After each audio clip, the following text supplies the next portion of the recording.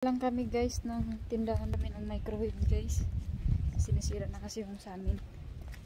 Punta sana kami ng simbahan kaso late na. Natulog pa kasi si baby. Medyo mahangin na yun ng kunti. So, hindi makadaan yung mga sasakyan dito. Debe na dito ng umaga. And medyo mahangin na dito. Hanap na kami guys ng ano guys. Na microwave. So ito siya. Yan. Madaming pagpilian. So pinili namin guys yung mura lang kasi hindi naman siya masyadong ginagamit.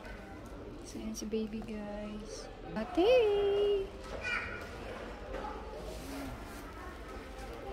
Silang mga ano guys, mga kawali.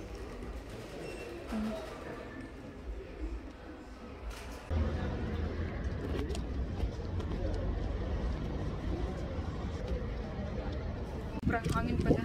Pauwi na kami guys and then papil na kami. Deliver na lang bukas or sa Martes kasi hindi kami nagdala ng sasakyan. Kasi yung daan dito is ginagawa nila. Parang uulan siya. Tignan niyo yung langit. Ito yung bagong building dito guys. Guys, dito ako dadaan sa kabila. Pumunta muna pala kami ng park. Kumite. Uwi na kami kasi medyo uulan ata. Ito naman yun si Kordapyo nag-enjoy sa labas.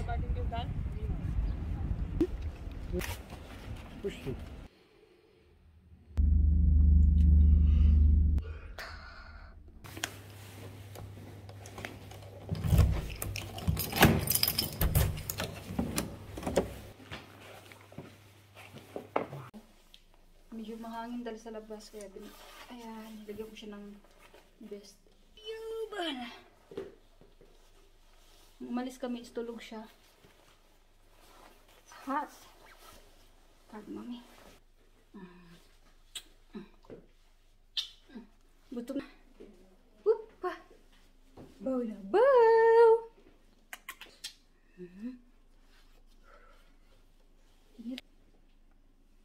Nagutom na siya.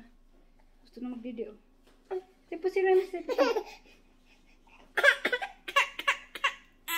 Hala! Ang pantalon. Si init. Grabe.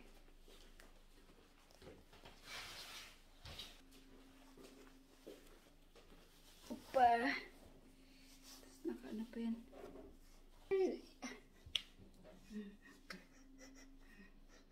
Init.